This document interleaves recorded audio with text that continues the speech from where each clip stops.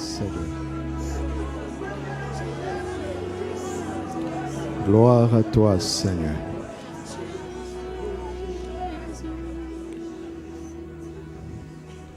Gloire à ton saint nom, Seigneur Jésus. Gloire à ton saint nom.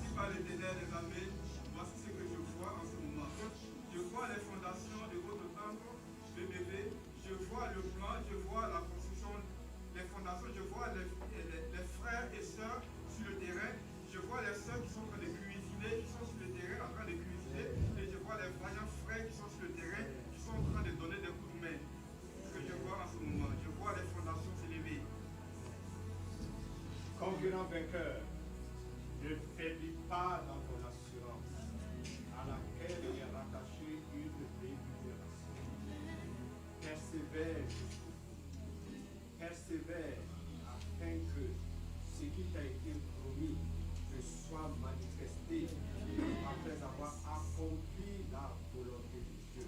C'est pourquoi, saint les reins de ton entendement, sois sobre et lucide. Et continue toujours de demeurer ferme dans la profession de ton espérance qui est dans la grâce qui t'est donnée en Jésus-Christ. Je suis le Dieu tout-puissant. Je suis le Dieu capable. Y a-t-il quelque chose qui soit étonnant de ma part? Y a-t-il quelque chose de trop difficile pour moi? Je suis le Dieu qui donne la vie aux morts et qui a fait des choses qui ne sont point comme si elles étaient. Rien n'est impossible pour moi. Je suis tout puissant. Je suis souverainement élevé. Oh, si tu pouvais lever les yeux vers moi, tu te rendrais compte qu'aucune situation n'est trop difficile. Parce que je siège au-dessus de toutes choses. Je suis souverainement élevé. Je suis souverainement élevé. Et rien n'est trop difficile pour moi. Je suis le Dieu tout-puissant. Et je l'ai fait dans le passé. Et je le ferai encore. Afin que tu le voies, afin que tu le contemples, afin que ta foi soit affirmée. Garde ton cœur plus que toute autre chose. Que les situations que tu traverses ne changent pas ton cœur. Garde ton cœur plus que toute autre chose. Concurrent vainqueur. Ne faiblis pas. Ne faiblis surtout pas. Résiste à l'esprit d'intimidation. J'ai mis ma parole dans ton cœur et dans ta bouche pour que tu puisses la proclamer aux nations. Tu vois comment les nations passent par des situations où l'espérance disparaît, où il n'y a plus de joie, il n'y a plus de paix, il n'y a plus d'amour. J'ai mis ma parole dans ta bouche et tu l'as dans ton cœur. Prononce cette parole. Tu vois l'intimidation qui est en train de vouloir t'influencer, mais résiste. Résiste jusqu'au bout. Un seul nom a été donné parmi les hommes par lequel nous puissions être sauvés. Un seul nom, et ce nom c'est Jésus. Ne promène pas les regards inquiets. Ne promène pas les regards hagards. Ne lève pas tes yeux vers les montagnes. Mais regarde à celui qui a fait les montagnes. Il les a toutes pesées, une à une, et les a déposées. Il est le Dieu puissant. Il est le Dieu véritable. Il est le Dieu insurpassable. Il est Jésus. Regarde à Jésus, l'auteur et le consommateur de ta foi. Oui, regarde à celui qui t'a dit que cette année est une année de conquête victorieuse. Marche après lui, marche après ses serviteurs, et tu verras les conquêtes s'additionner et ne plus s'en finir. Car il est le Dieu de la multiplication. Il a dit et il le fera. Un seul nom, Jésus. Merci Seigneur. Ouvre nos cœurs et parle-nous librement. Instruis-nous, éclaire-nous et que nous sortions de ce culte enrichi rassasiés de ta parole. Au nom de Jésus, Amen. Gloire à Dieu notre Père. À lui la gloire, la louange et l'honneur. En ce lieu, dans nos vies, sur toute la nation. Au nom de Jésus. Amen. Asseyons-nous dans sa présence, nous bénissons le Seigneur, nous nous saluons les uns les autres. Vous êtes censés l'avoir déjà fait, c'est pas mauvais de le refaire. On transmet la paix, on exprime la joie d'être l'un à côté de l'autre, de faire partie de la famille des enfants de Dieu et de louer Dieu notre Père ensemble. Nous saluons en la présence des invités, Monsieur Jean-Pierre et Madame Bernadette Barouani, ils sont là. Nous vous saluons dans le nom de Christ Jésus. Alléluia. Nous aurons l'occasion de saluer tous ceux qui sont là pour la première fois et de partager un petit mot avec vous après le culte. Nous accueillons encore notre aîné, le pasteur Ndir, qui est là. Vous le reconnaissez. Alléluia. Maman est de l'autre côté pour soutenir maman. Et moi, j'ai un intercesseur ce matin, donc je suis tranquille. Priez pour autre chose pendant que lui, il prie pour moi. Alléluia. Gloire à Dieu. Nous rendons grâce à Dieu pour les 40 jours de prière qui ont commencé. C'était la première semaine. Et nous entamons donc la deuxième semaine. Aujourd'hui, c'est le premier jour de la semaine. Hein? Selon Dieu, dimanche est le premier jour. Vous le savez, non? Jésus a déplacé le calendrier. Il est ressuscité le dimanche. Le premier jour de la semaine, il a déplacé le sabbat. Il avait dit que le Fils de l'homme est maître du sabbat. Il avait dit ça, non? Voilà, il a imposé. Il a séparé le temps en deux. Les grandes civilisations ont leur calendrier. Mais le calendrier qui s'impose à tout le monde, c'est 2024 après Jésus. Que tu sois chrétien ou pas, tu es obligé de le respecter. Parce qu'il est le maître des temps et des circonstances. C'est donc notre premier jour de la semaine. Nous entamons notre deuxième semaine des 40 jours de prière. Tous les dimanches, durant ces 40 jours, nous aurons immédiatement après le culte 1 heure de prière d'intercession. 1 heure, parce que c'est notre année de conquête victorieuse par l'intercession stratégique. La stratégie que Dieu nous a révélée pour cette année, c'est l'intercession. Et en règle générale, c'est la prière. Nous avons commencé à en parler le jeudi. Ce matin, nous allons lire Actes chapitre 1, verset 14. Nous allons nous baser sur cette expérience de ce qui va devenir la première église. Les premiers disciples du Seigneur, ils étaient au nombre de 120. Actes chapitre 1, verset 14. Lisons ensemble. Tous, d'un commun accord, persévéraient dans la prière avec les femmes et Marie, mère de Jésus, et avec les frères de Jésus. Amen. Lisons encore. Tous, d'un commun accord, persévéraient dans la prière avec les femmes et Marie, mère de Jésus, et avec les frères de Jésus. Amen.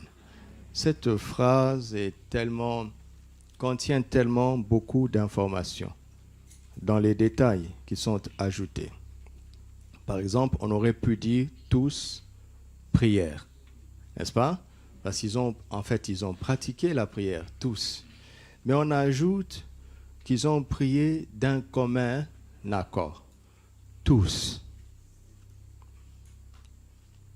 Tous d'un commun accord. Vous savez, nous sommes plusieurs ici. Certains sont ici, d'autres sont en haut, d'autres nous suivent en ligne. Je salue les frères de Saveur Divine qui nous suivent maintenant. et des ambassadeurs qui nous suivent en ligne. Nous sommes donc plusieurs en même temps, n'est-ce pas? Et dans chaque grand groupe, il y a des sous-groupes. Nous pouvons donc avoir plusieurs accords dans un grand groupe. N'est-ce pas? Voilà, c'est comme ça. Par exemple, parce que ce qui nous motive en général, ce sont nos besoins. Ceux qui ont besoin de travail vont être solidaires entre eux. Et quand le message commence à aborder ce sujet-là, et là, ils sont très attentifs.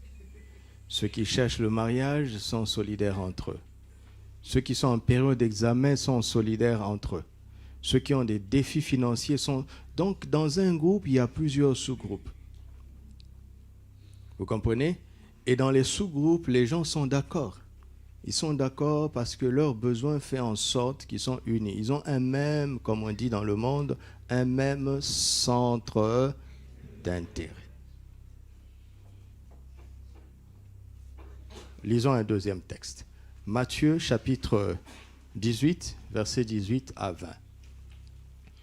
Jésus l'avait annoncé, ici il commence à l'expérimenter. Je vous le dis en vérité, tout ce que vous lirez sur la terre sera lié dans le ciel, et tout ce que vous délierez sur la terre sera délié dans le ciel.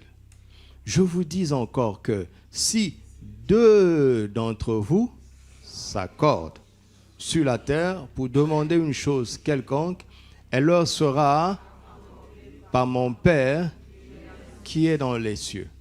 Car là où 2 ou 3 sont assemblés en mon nom, je fais quoi? Je suis où? Au milieu, au milieu. Jésus veut être le centre de nos rassemblements. Le point d'accord. Jésus veut que ce soit lui. Nous pouvons donc avoir des centres d'intérêt. Vous entendez? Les centres d'intérêt. Qu'est-ce qui est au centre? C'est cet intérêt-là.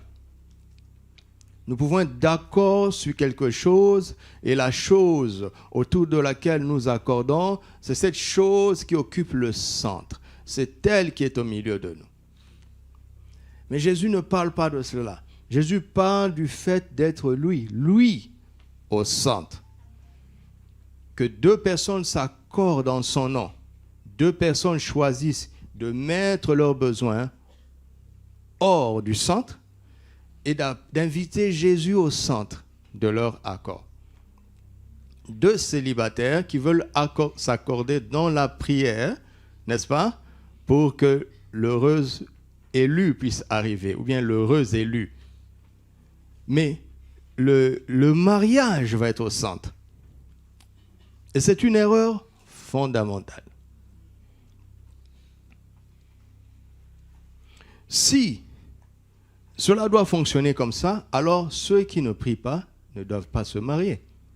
Réfléchissez un peu. Comment se fait-il que certains se marient sans prier? Et ceux-là vous diront, mais on n'a pas besoin de prière pour se marier. Quand j'étais beaucoup plus jeune, tellement que j'étais excellent à l'école, un jour j'ai dit, je n'ai pas besoin de prier pour réussir. Je suis tombé malade la veille de l'examen. Et donc j'ai prié pour être guéri et je me suis rendu compte que j'avais besoin du Seigneur pour réussir. Comme nous sommes en train de parler de la prière, nous allons parler des choses pratiques, concrètes. À partir du jeudi, nous allons commencer les travaux dirigés. Comment prier pour ceci? Comment demander et recevoir ceci? La question du pain, la question du travail, la question... On va prendre des points. On va prendre des points. Sinon, on est dans la religion.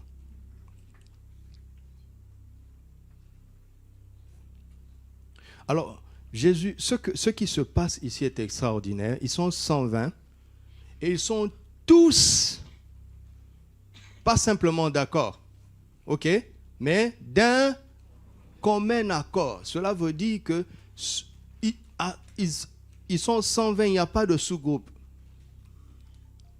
Il n'y a pas de sous-groupes dans ce 120. Ils sont tous d'accord en commun, autour d'un même but dans la prière. Et non seulement qu'ils s'accordent tous en commun, mais ils persévèrent. Alléluia. Parce qu'on peut réussir aujourd'hui, réussir demain, mais Satan est têtu. L'adversaire est têtu. Parfois, il procède par l'usure. Nous devons donc persévérer, arriver à être d'accord tous ensemble, ce qui n'est pas toujours facile. Quelqu'un me disait, j'arrive même pas à être d'accord avec moi-même. Comment je vais faire avec vous? Vous comprenez la difficulté? Lui-même déjà, il est embrouillé. Il est instable. Mais c'est normal. Il est instable tout seul. Comment est-ce qu'il va s'accorder, donner sa parole à quelqu'un d'autre et la tenir dans la durée? Ne prenez pas ce texte à la légère. Ce texte dit beaucoup de choses en même temps. Il s'agit d'être d'accord, nous tous, de nous désaccorder de tous nos accords précédents pour nous accorder tous ensemble autour du nom de Jésus. Parfois, je vous inviterai à venir observer la chorale, les musiciens. Venez à la répétition. Vous allez voir, le guitariste essaie de réaccorder son instrument. Parce qu'avec la température, il a utilisé il y a 3 jours, la corde se détend. Donc, les sons ne sont plus harmonieux. Et puis, les altos font « oh », les sopranos font « ah », les basses font « wow, wow, wow, wow, wow ». Mais ils sont en train de s'accorder. Ils ne commencent pas dans le désordre. Vous comprenez? Et c'est magnifique, c'est vraiment un exemple. Et vous allez voir, pendant qu'on chante, il y a des sous-groupes. Il y a des sous-groupes. Dans les sous-groupes, les altos chantent d'une certaine façon. Les sopras chantent d'une certaine façon. Mais quand on met tout ça ensemble, ça crée l'harmonie. Pourquoi? Parce qu'il y a un maestro. C'est lui qui est au centre. Tout le monde le regarde. Les instrumentistes le regardent. Le batteur le regarde. Les chantres le regardent. Tout le monde le regarde. Et ils arrivent à créer cette harmonie et ils sont d'accord. On peut être d'accord tout en étant différent. On peut être d'accord tout en ayant des besoins différents. Alléluia. Réfléchissez. Tel veut du pain, l'autre veut une voiture, l'autre veut une maison. Si nous allons tous demander ça au Père au nom de Jésus, cela veut dire que le centre, c'est le nom de Jésus. Ce n'est pas nos besoins. Et la difficulté, c'est que chacun doit arriver à faire sortir son besoin du centre et à appeler, à inviter Jésus au centre. Et ce texte poursuit, il dit tous d'un commun accord, persévérer dans la prière. Pour moi, ça suffit, ça devrait suffire. Je vous assure, jusqu'à hier, tout ce que j'ai à vous dire, j'avais déjà reçu de le dire, mais il m'a semblé en moi-même que le texte s'arrêtait à la prière. Et le Saint-Esprit m'a réveillé et me dit, mais je t'ai donné tout un verset. Pourquoi tu choisis une partie? Je dis, Seigneur, qu'est-ce que j'ai encore fait? Il dit, mais lis ton texte. Tous d'un commun accord, persévérer dans la prière avec les femmes. Et Marie, mère de Jésus, avec les frères de Jésus. Je dis, Seigneur, mais pour moi, ils sont compris, c'est inclus. Ils sont dans les 120, n'est-ce pas? Il dit, oui, je le sais, mais pourquoi j'insiste? Pourquoi j'ajoute avec les femmes? Je sais qu'ils sont inclus. Parce que je veux insister sur quelque chose. Pourquoi je dis Marie, mère de Jésus? Je sais qu'ils sont inclus. Et pourquoi je dis avec les frères de Jésus? Après avoir dit Marie, mère de Jésus. Nous savons tous que Jésus considérait tout le monde ici comme ses frères. Mais on cite les frères de Jésus après Marie, mère de Jésus, pour parler des frères biologiques de Jésus. Il dit, waouh, cela veut dire que tes frères biologiques ont cru en toi. Il dit, c'est ce que je veux que tu saches. Tu te rends compte que tu vas prier au nom de ton grand frère biologique, que tout le monde a vu mourir à la croix. Cela veut dire qu'ils ont cru que leur grand frère était ressuscité. Et à partir de ce moment, ils ne sont plus ses petits frères, ils deviennent ses disciples. Vous imaginez cette dame, elle a porté le bébé dans son sein. Oui, elle a vu l'ange lui annoncer. Oui, l'ombre du Tout-Puissant l'a couvert. Oui, elle sait qu'elle était vierge. Oui, elle sait. Mais c'était quand même un bébé. Elle a allaité. Et elle va prier au nom de son bébé qui a grandi.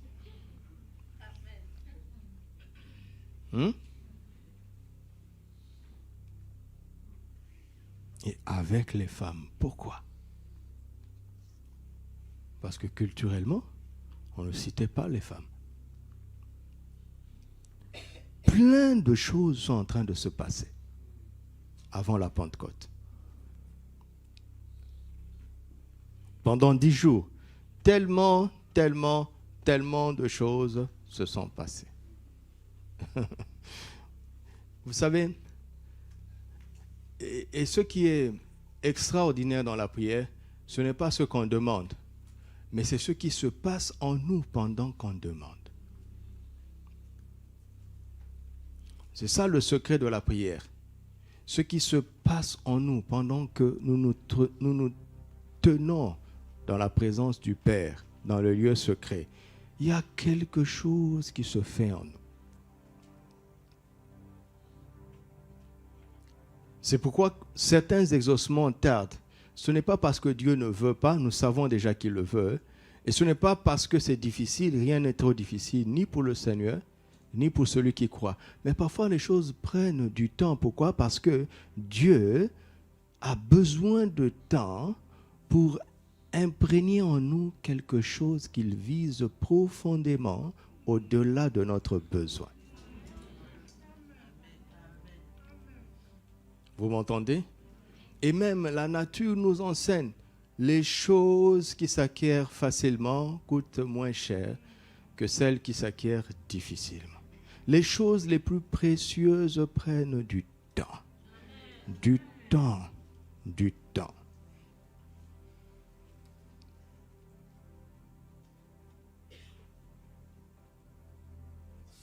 Par un claquement de doigts, Dieu peut tout faire. Mais il y a quelque chose qui vise en toi et en moi, au-delà de ce que nous voulons atteindre. C'est cela, la merveille de la prière. Je ne veux pas dire le mystère de la prière, pour ne pas mystifier les choses. La vie chrétienne est simple. Alléluia. Quand on parle de révélation, ça veut dire rendre simple la parole de Dieu. Révélation ne veut pas dire des choses compliquées. Rendre accessible, compréhensible la parole de Dieu. Soyez simple, s'il vous plaît. Soyez simple. Le royaume des cieux appartient aux enfants parce que les enfants sont simples. Les enfants sont humbles. Soyons simples comme des enfants. Dis à ton frère, sois simple avec la parole de Dieu.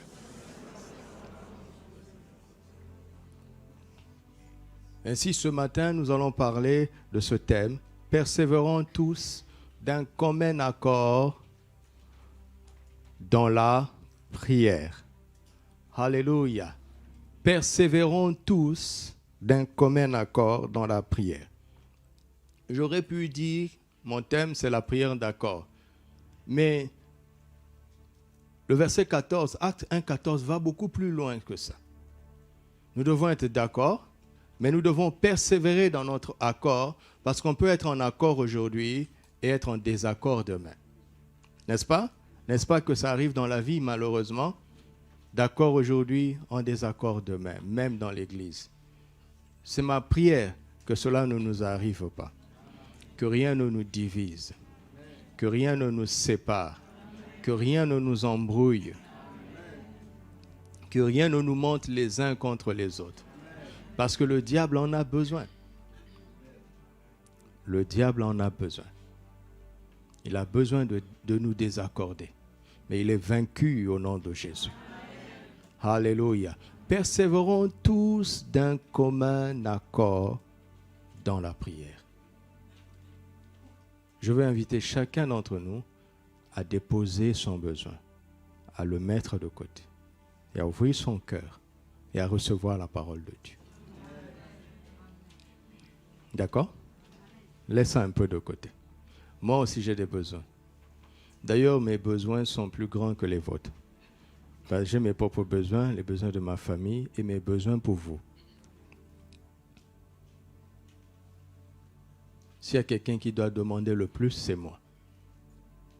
Parce que je demande pour moi et pour chacun d'entre vous. Mais j'ai trouvé un raccourci. C'est le nom de Jésus. Alléluia. Tout est concentré dans le nom de Jésus. Tous les Yahvé Jireh, Yahvé Nissi, Yahvé Rapha, Yahvé Shalom ont été absorbés par un seul nom. Le nom de Jésus. Quand tu demandes du pain au nom de Jésus, Yahvé Jireh répond. Quand tu demandes la guérison au nom de Jésus, Yahvé Rapha répond.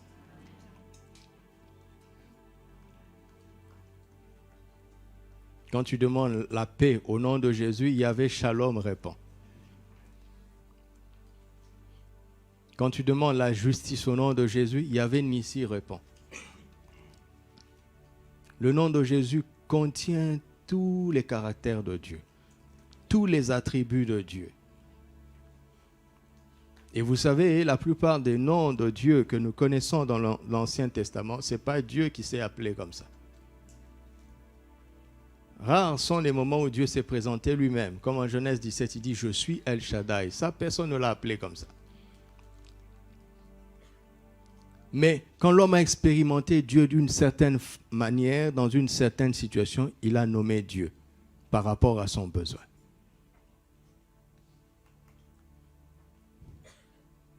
Mais Dieu a toujours voulu être aimé pour ce qu'il est. Pas pour ce qu'il fait, ni pour ce qu'il a, mais pour ce qu'il est. Il a toujours voulu que nous l'aimions lui, sa personne. Ce n'est pas qu'il n'est pas sensible à nos besoins, mais il sait que sa personne contient tout ce dont nous avons besoin parce qu'il est El Shaddai. Il est le Dieu tout suffisant. Il y a tout en lui-même. Dans sa personne, il y a tout. Si le nom de Jésus était un comprimé, on donnerait le même comprimé à celui qui a le palu, on donnerait le même comprimé à celui qui a la grippe, on donnerait le même comprimé à celui qui a le cancer. Le même comprimé passe partout.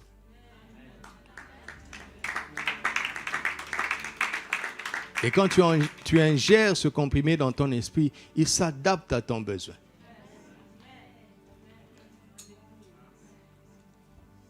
Mais les gens ne veulent pas. Ils disent non, donne-moi un comprimé particulier. Je dis oui, tu vas être guéri de cela, mais demain tu auras besoin d'être guéri d'autre chose. Prends le comprimé passe-partout. Crois au nom de Jésus. Alléluia. Comme Moïse a dit à Dieu, mais j'irai devant Pharaon, il me demandera, qui t'a envoyé? Dieu n'a pas dit, va lui dire que je suis le Dieu Tout-Puissant. Il dit, celui qui s'appelle, je suis. Ah bon? Je suis, tu es quoi? Je suis moi-même. Je suis celui qui suis. Je suis celui qui s'appelle je suis. Toutes les cultures polythéistes ne comprennent pas ce contexte, ce concept. Pourquoi les hommes ont plusieurs dieux? Mais il y a de quoi admirer le soleil en plein hiver. N'est-ce pas? Et quand tu es au pôle Nord et que tu as fait 6 mois d'hiver, quand le soleil arrive, franchement, c'est comme si c'était Dieu qui était là. Et dit, voilà, Dieu soleil s'est levé. Quand vous avez passé des années de sécheresse et que la pluie vient et que tout à coup tout devient vert et que la nourriture arrive, vous dites, Dieu la pluie est là. C'est comme ça que le polythéisme est né. Dieu veut que nous l'aimions même en pleine sécheresse. Il veut que nous l'aimions même en plein froid, même en pleine famine. Et que nous croyions en lui indépendamment des circonstances. Mais il va te sortir de ce trou-là. Il va résoudre ton problème. Alléluia. Mais il ne veut pas que nous soyons intéressés. Parce que ça, ce n'est pas de l'amour. Ça, ce n'est pas une foi stable. Ça, ce n'est pas le connaître. Voici comment nous pouvons être d'accord. Si chacun décide de se centrer autour de Jésus, peu importe son besoin. Nous n'avons pas de centre d'intérêt ici. Notre centre d'intérêt, c'est Jésus. À chaque fois qu'il y a les visions du ciel, on commence par le trône. Et on dit autour du trône. Le ciel est centré autour de Jésus. Mais ton ministère est centré autour de quoi? Ta foi dite chrétienne est centrée autour de quoi? Votre église est centrée autour de quoi? Si Jésus n'est pas au centre, nous avons échoué. Je ne dis pas qu'il n'y aura pas des exaucements, je ne dis pas qu'il n'y aura pas de miracles, mais nous avons échoué. Et ce n'est pas une chose sur laquelle nous devons être d'accord maintenant seulement. Nous devons être d'accord tous ensemble, en même temps, et persévérer dans cet accord. C'est-à-dire, au-delà de ce message, au-delà de ce culte, nous devons persévérer. Cela veut dire quoi? Chacun doit lutter, se battre pour ne pas rejeter ce qu'il va recevoir ce matin. C'est ce qui fera que, même lundi, alors que nous ne serons pas physiquement ensemble, mais nous serons spirituellement ensemble, parce que chacun, à son niveau, va persévérer, va refuser de changer d'avis. Il ne va pas laisser l'ennemi le tromper. Tous, persévérons tous d'un commun accord dans la prière. Alléluia. Maintenant, je peux avancer. Nous avons lu donc Matthieu 18, où le Seigneur nous montre que la prière d'accord est redoutable. Redoutable. Je vous dis toujours de tester avant de me donner. Il ne faut pas frustrer, il ne faut pas me frustrer.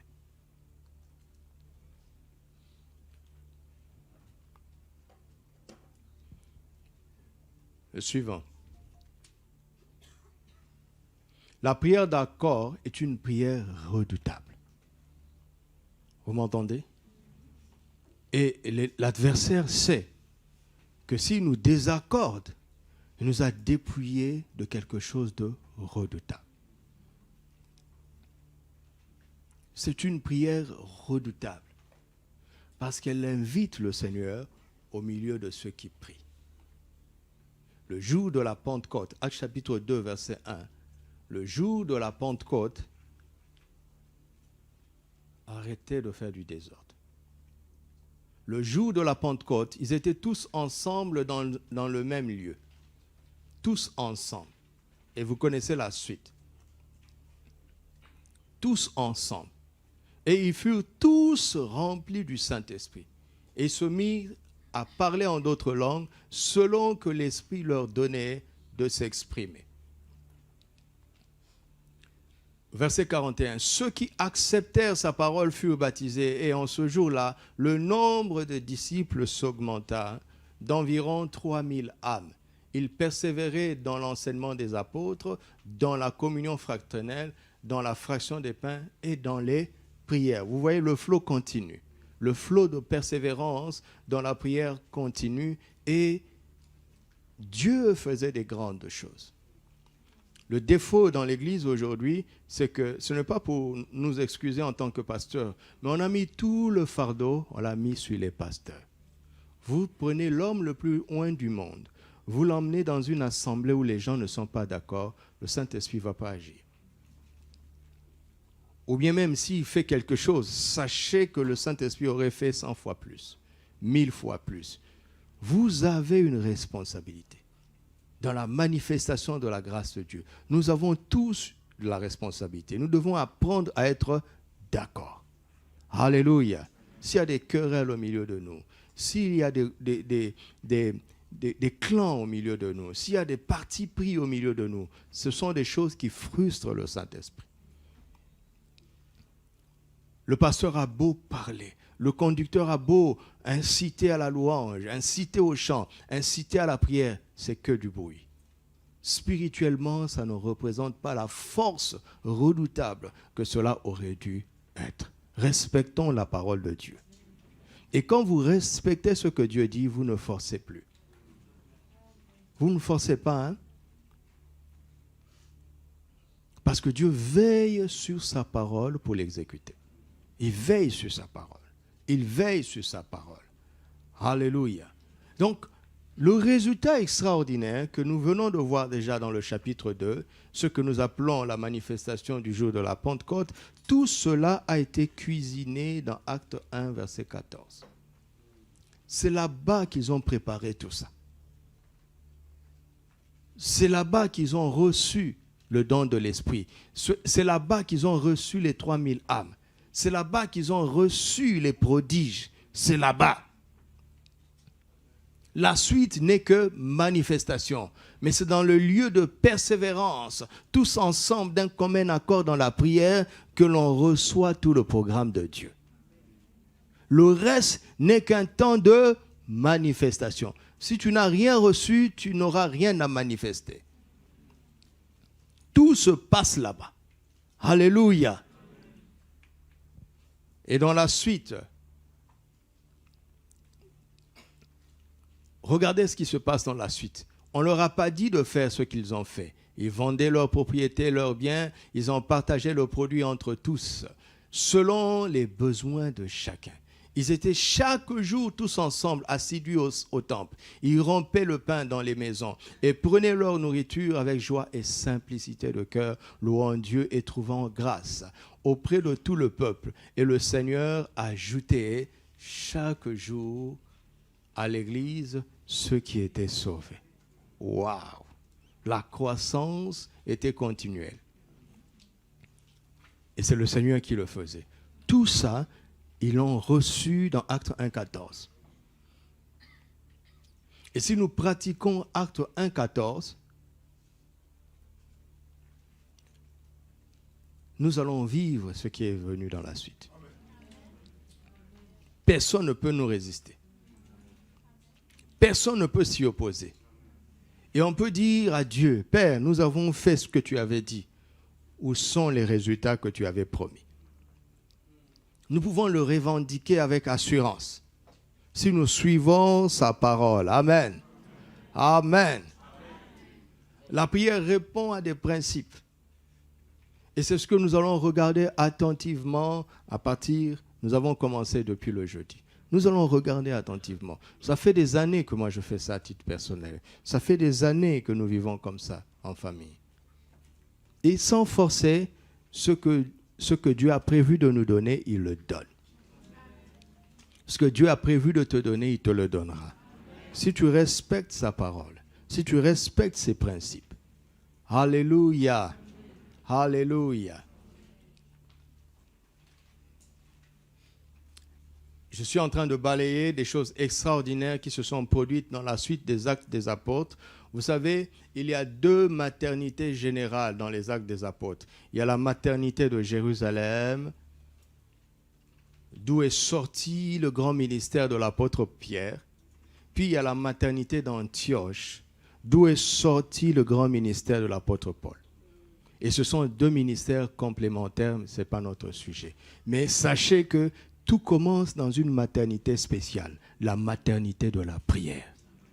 Alléluia. Le ministère de l'apôtre Paul est né de la maternité de la prière de Acte 1,14. Le ministère, c'était l'apôtre Pierre. Le ministère de l'apôtre Paul est né de la maternité de la prière dans Acte 13. La prière. Ce n'est pas quelque chose à négliger. Alléluia. Alléluia. Et vous remarquez avec moi que ce ne sont pas des prières personnelles. Ce sont des prières collectives. Ça a une grande puissance. Le fait de pouvoir prier ensemble a une grande puissance. Ça représente une grande force. La prière d'accord est une force redoutable. Redoutable. Redoutable. Et nous avons un adversaire qui craint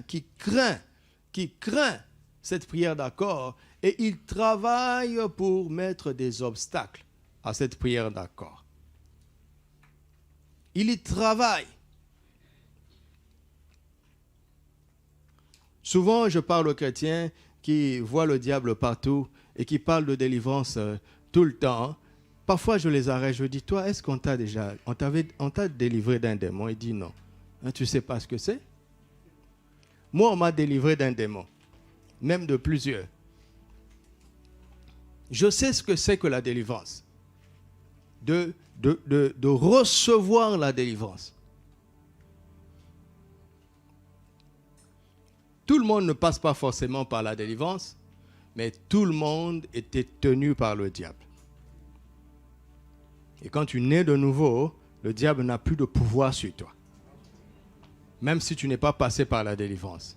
Mais certaines choses, quand tu les as expérimentées, ça t'aide à mieux comprendre la vie que les autres. Je vous dis, j'étais jeune. Le jour où le démon est sorti de ma vie, je peux vous raconter, je m'en souviens jusqu'à aujourd'hui. J'avais 7 ans. On m'a présenté l'évangile parce que j'avais des maladies inexplicables. Tout le monde, ça se voyait que mon problème était spirituel, mais on ne connaissait pas l'évangile. Et heureusement, nous nous sommes retrouvés à un endroit où ces personnes-là connaissaient l'évangile. Ils nous ont présenté le salut. J'ai reçu Jésus avec ma mère le même jour, au même instant. Moi, j'avais 7 ans. Et le monsieur a commencé à me parler. Il dit, je te parle au nom de Jésus. Jésus est le maître du ciel et de la terre. Qui es-tu? Toi qui contrôles cet enfant. Mais moi, je comprenais tout ce qu'on me disait. Et ma bouche a dit, je suis son maître. J'ai dit, mais c'est quoi ça? Alors je me suis dit, je ne veux plus répondre. Et puis le monsieur a dit, sors. Moi, intellectuellement, j'ai décidé de ne pas répondre. Hein. Mais ma bouche a dit, je ne sors pas. Je dis, mais c'est quoi ça? Qui parle à moi? Tu t'en souviens? Moi, je m'en souviens parce que je ne suis pas tombé. J'étais assis, je ne me suis pas agité. Mais j'ai découvert que quelqu'un se servait de ma bouche alors que je ne voulais pas parler. Et puis le monsieur a ordonné, il a dit, sors. La voix a dit, je ne sors pas. Le monsieur a dit, tu vas sortir au nom de Jésus. La voix a dit, bon, attendez d'abord. Le monsieur a dit, tu n'attends pas. Je suis spectateur de ce qui se passe dans ma vie.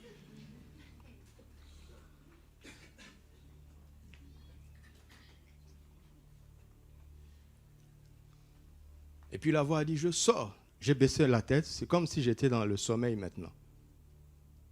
Après, je me suis réveillé, donc il y a un moment où je ne me souviens plus. Et je peux vous dire la nette différence. Il y a eu un avant et un après. C'est pour ça que je ne comprends pas que quelqu'un soit né de nouveau. Il n'y a pas d'avant et d'après. Je ne comprends pas ça. Mais dans le ministère, avec le temps, j'ai découvert qu'il y a des conversions intellectuelles. Une adhésion mentale à l'évangile. Il n'y a pas de nouvelle naissance réelle. J'ai vu des gens abandonner la drogue instantanément, alors que nous savons tous qu'il faut de la désintoxication, parce qu'il y a de l'addiction. Ça, c'est ce que le naturel dit. Mais j'ai vu des gens, ce n'est pas un livre que j'ai lu, je parlais à quelqu'un, j'ai prié pour lui, il n'a plus jamais touché. J'ai vu des gens violents devenir extrêmement doux, instantanément. J'ai vu la fièvre quitter les gens instantanément. Vous savez, quand il y a les maladies comme le palu, on n'a pas la foi pour ça. Parce qu'il y a un traitement. J'ai vu des gens être guéris du palu instantanément. La fièvre a chuté. Il s'est senti mieux instantanément. On est allé refaire l'examen, il n'y a plus de palu. Sans traitement. Le Saint-Esprit sait faire ça. Le nom de Jésus est puissant.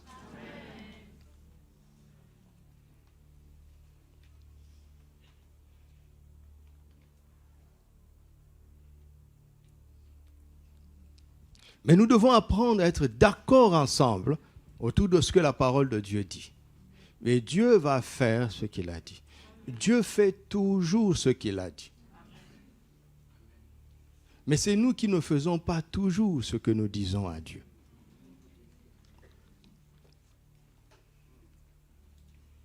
Et ce qui est de plus redoutable, c'est quand les enfants de Dieu s'accordent. S'accordent.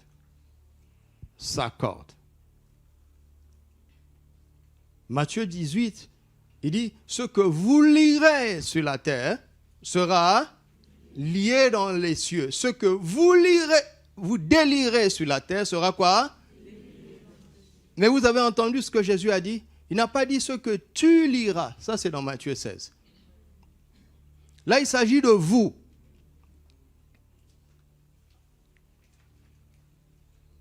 Ce n'est pas un pouvoir, dans le cadre de Matthieu 18, ce n'est pas un pouvoir qu'un individu exerce. C'est un pouvoir qu'une communauté exerce.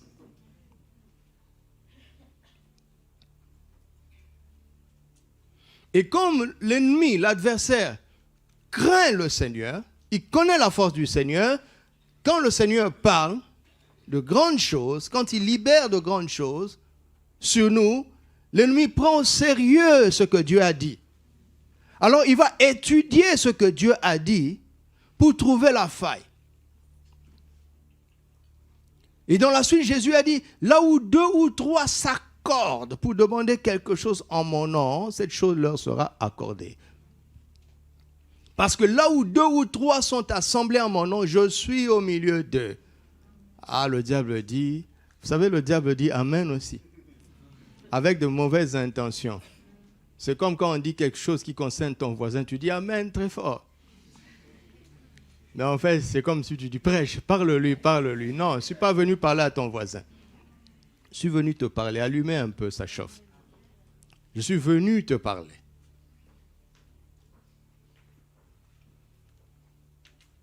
Jusqu'à cette nuit, tout ce que je veux vous dire, je ne le recevais pas comme une prédication.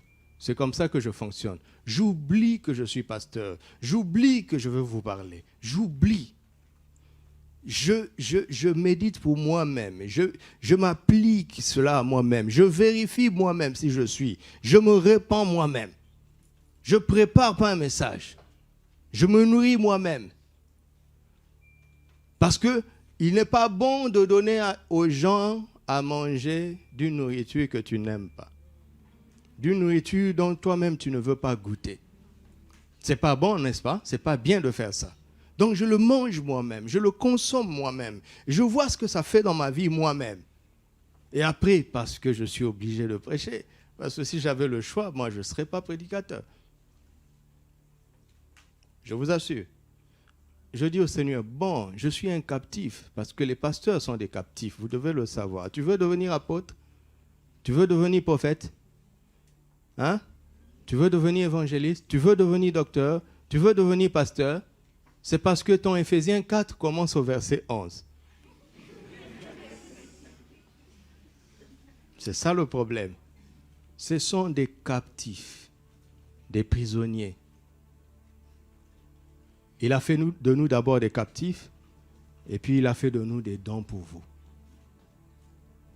Mais on est des prisonniers. Notre grand frère qui est assis là, il va vous le dire mieux que moi. Nous sommes des captifs. Nous n'avons pas de projet. Nous n'avons pas de volonté. Enfin, nous n'avons pas le droit d'en avoir. En tout cas, un pasteur, un vrai pasteur, sait qu'il n'a pas de droit. C'est un captif. Vous êtes libre. Mais certains parmi vous vont devenir captifs comme nous. Ah, vous dites Amen, hein? Le ciel a entendu et a scellé. Mais c'est bien, c'est bien. Le captif du Seigneur est l'homme le plus libre. Parce qu'on est libre de nous-mêmes. Vous n'êtes pas encore libre de vous-même. Vous êtes libre du diable, libre du monde. Mais vous n'êtes pas libre de vous-même encore. Mais nous sommes là pour que vous soyez libre de vous-même. Vous aussi.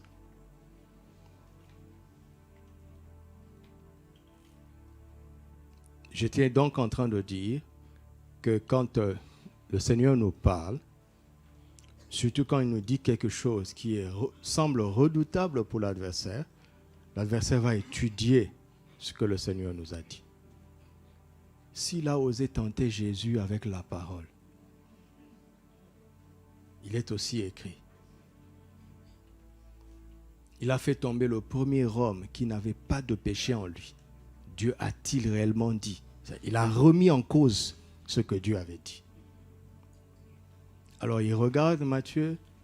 Jésus termine en disant, là où 2 ou 3 sont assemblés en mon nom, je suis au milieu d'eux. C'est très simple. Il va faire en sorte que 2 ou 3 ne soient pas assemblés au nom de Jésus. Ils vont écrire Église de Jésus. Hein?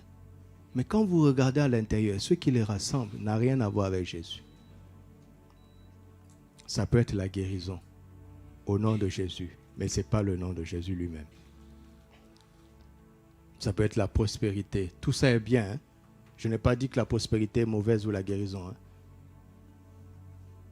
Regardons profondément nos motivations. Qu'est-ce qui nous réunit? Oui, je ne prêche pas. Je dis des choses simples. Parce que c'est comme ça qu'on doit vivre avec la parole. Si l'adversaire arrive à nous donner un autre centre d'intérêt que le nom du Seigneur, il sait qu'il a neutralisé cette puissance redoutable qui est pourtant à notre disposition. Vous m'entendez? Deuxièmement, si, quand même, nous avons loué Jésus, vous savez, c'est ce que la louange fait. La force de la louange, c'est qu'elle nous aide à nous focaliser sur Jésus. À nous focaliser sur Jésus. Donc, le ministère qui m'a précédé nous a aidés. Il nous a aidés. Alors, l'ennemi va faire en sorte que nous ne soyons pas d'accord. Quand le pasteur prêche, toi, tu réponds par de faux raisonnements. Tu réponds par des contradictions. Tu réponds par des doutes. Tu réponds par des comparaisons. Tu te désaccordes avec nous. Si nous ne sommes pas d'accord, nous ne pouvons pas vivre ce que le Seigneur a dit, parce que ce que le Seigneur a dit répond à ce qu'il a dit. Là où 2 ou 3 s'accordent pour demander une chose quelconque en mon nom, cette chose leur sera accordée. Elle ne leur sera pas accordée parce que nous l'avons demandé avec nos bouches. Elle ne nous sera pas donnée parce qu'on a dit, Seigneur, donne-nous un micro. Les versets que j'ai sautés faute de temps dans Acte 12, on dit, ils élevèrent la voix tous ensemble et dirent. Imaginez la scène. L'un d'entre nous a été emprisonné, je ne parle pas de moi-même. Et il sort de prison, il vient ici. Il nous raconte comment il a été délivré surnaturellement. Ah là, je parle de moi, parce que les anges, c'est bon. Et ayant assisté à la scène, spontanément, nous élevons la voix tous ensemble et on commence à dire la même chose. C'est extraordinaire. Cela veut dire que leurs pensées étaient tellement les mêmes que lorsque leurs bouches se sont ouvertes, ils ont dit la même chose, car c'est de l'abondance du cœur que la bouche parle. Donc si nous disons, Seigneur, donne-nous un micro, mais dans notre cœur, nous ne pensons pas la même chose. Nous ne sommes pas d'accord, mais c'est la bouche qui a parlé. Ce n'est pas ça la prière d'accord. Ce n'est pas ça la prière d'accord. Il faut parfois s'arrêter, s'expliquer. D'accord? Vous m'entendez? Notre premier miracle de prière d'accord après que nous soyons mariés avec mon épouse, c'était une salle à manger. Nous n'avions pas de salle à manger. Nous avions juste un salon de séjour. Et moi, j'aime manger à table. Elle, ça ne lui posait pas un problème parce qu'elle n'en avait pas trop l'habitude de manger à table. Et un jour, je lui ai dit, il faut que nous ayons une salle à manger. Elle m'a dit, d'accord. Nous sommes allés dans les maisons que vous connaissez, des meubles en kit. On a regardé rapidement ce qui correspondait à nos moyens de l'époque. Et il n'y avait pas grand-chose que l'on puisse acheter. Alors on a trouvé une table de 4 places, une petite table de 4 places qui correspondait à notre budget, mais c'était visiblement fragile. Vous savez, c'est le genre de meuble qui ne tiendra pas 3 mois. On le savait bien. Et je n'étais pas vraiment à l'aise au fond de moi. C'est la seule chose qu'on pouvait s'offrir, mais je n'étais pas à l'aise. Alors, comme je n'avais pas la paix, je lui ai dit, bon, on attend. Pourtant, on était parti pour ça. On a pris un taxi, on a dépensé de l'argent. Et c'était loin même de la maison. Je lui ai dit, on attend. Elle m'a dit, mais il livre. J'ai dit, non, on attend. On rentre à la maison, je réfléchis. Aujourd'hui, parce que ce que je vous raconte, ça va faire bientôt 16 ans. Aujourd'hui, je comprends que c'était une parole de sagesse. Mais à l'époque, je ne savais pas que c'était une parole de sagesse. J'ai réfléchi, je me suis dit, mais une maison de pasteur reçoit beaucoup de gens. Dans une table de 4 places, ça ne sert à rien. Et en plus, c'est fragile, ça se voit. Donc je lui ai dit ça. Elle a dit, oui, en effet, une table de 4 places, ça ne sert à rien. Et en plus, c'est fragile. Elle m'a dit, ok, d'accord. Donc, on va prier pour que le Seigneur nous donne plus de moyens. Nous sommes partis de là d'abord. Ça, c'était notre première phase de prière. Des jours plus tard, notre prière a commencé à s'améliorer. Ouais? Donc, je vous explique pour que ça soit pratique. Des jours plus tard, notre prière a commencé à s'améliorer. Et un jour, on s'est dit, mais en fait, pourquoi on demande de l'argent? Pourquoi on demande plus d'argent? On demande une table. Pourquoi tu dis à Dieu, ajoute-moi 800 dirhams pour que j'achète alors que j'ai? Si tu connaissais Dieu, tu vas épargner tes 1000 dirhams. Et lui, il va te livrer ce dont tu as besoin. C'est ça. Parfois, on se complique la vie pour rien. Dieu peut te donner 800 dirhams. Dieu peut te donner ce dont tu as besoin et tu gardes tes 800 dirhams. Est-ce qu'il peut faire les deux? Alors pourquoi tu choisis la moindre solution? Mais tout ça, ça nous a pris des jours pour qu'on évolue. C'est pour ça que je vous dis, quand vous priez, Dieu est en train de vous travailler. Il est en train de vous travailler. Il est en train de vous travailler. Et à un moment, quand on était au comble de notre point d'accord, la table était claire dans notre esprit. On l'a décrit. On l'a décrit. Avec du vrai bois solide. On ne veut pas de meubles en kit. Il faut que ça ait au minimum 8 places. Et vous savez, quand ça devient réel en toi, quand tu pries, tu es tellement sûr. On ne cherchait même plus combien ça coûte. Ce n'est pas notre problème. On ne demande pas ça à Kitea ou à Ikea. On demande ça à Dieu. Vous comprenez?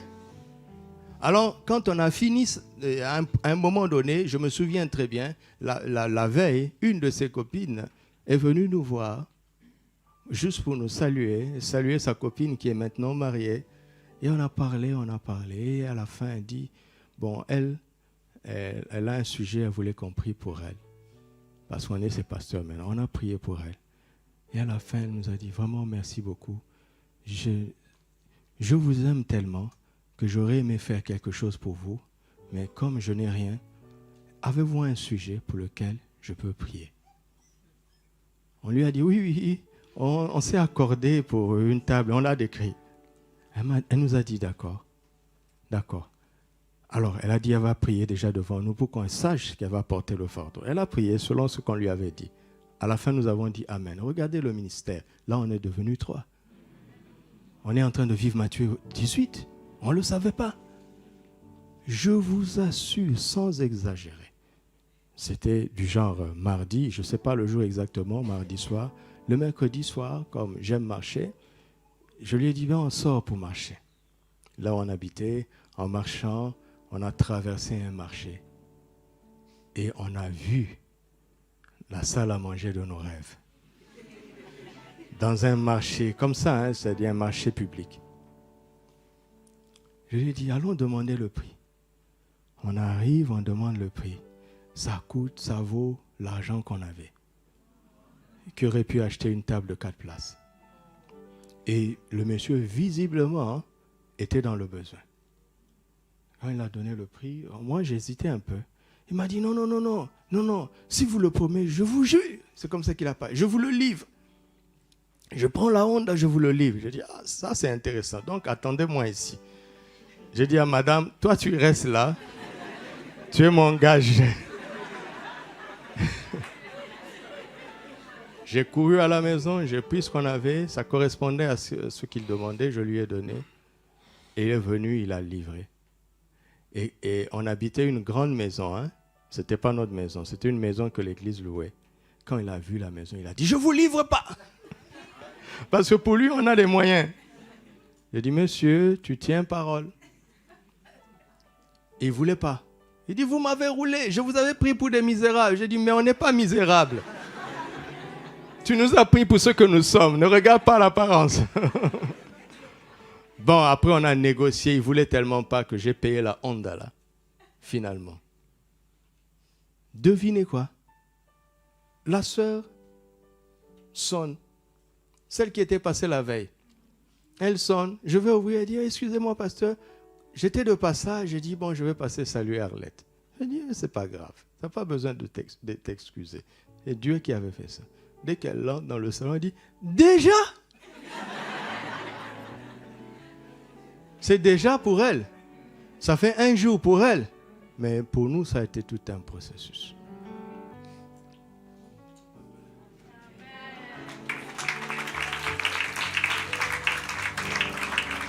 Je peux vous raconter comment on a trouvé ce lieu, comment il nous a donné en haut, comment il nous a donné de l'autre côté, comment tu es venu ici. Je peux vous raconter.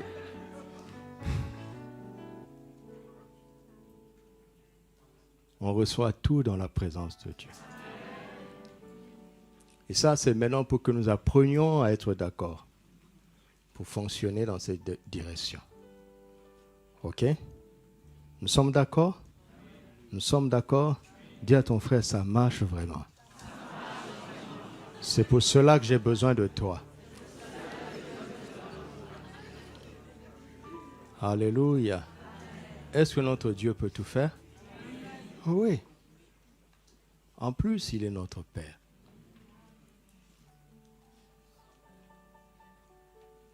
Il est notre Père.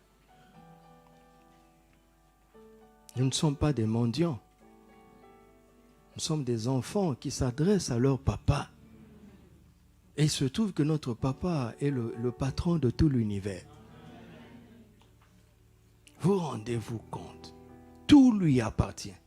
Et nous, nous sommes ses enfants. Ce qui nous manque, c'est parce qu'on n'accepte pas l'éducation paternelle. Il est en train de nous éduquer, il est en train de nous montrer comment accéder à ce qui nous revient déjà de droit. Tout est à nous, 1 Corinthiens 3, 21, 22. Tout est à nous à condition que nous soyons à Christ, comme Christ est à Dieu. Mais tout est à nous. Ce qui manque, c'est que nous ne nous livrons pas entièrement à Christ. Comme Christ s'est entièrement livré à Dieu.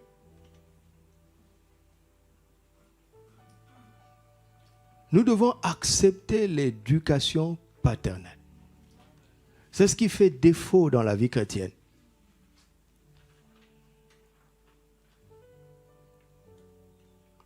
On prend la Bible comme un document religieux. Non, c'est un document concret. Ça ne parle que de concret. Il n'y a pas de philosophie ici. C'est le mode d'emploi. Comme les modes d'emploi de nos appareils que nous ne lisons pas.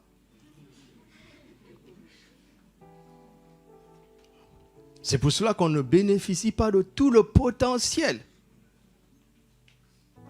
de nos appareils. Dernièrement, un frère était en train de me montrer ce que mon téléphone peut faire. Waouh! Je dis donc, cette chose pouvait faire ça. Il dit, oui, pasteur, la chose là peut faire ça.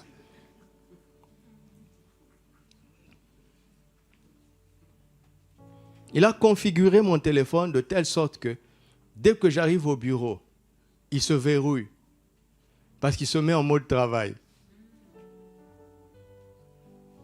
Il n'y a plus d'excuses de distraction. Je ne savais pas que mon téléphone peut faire ça.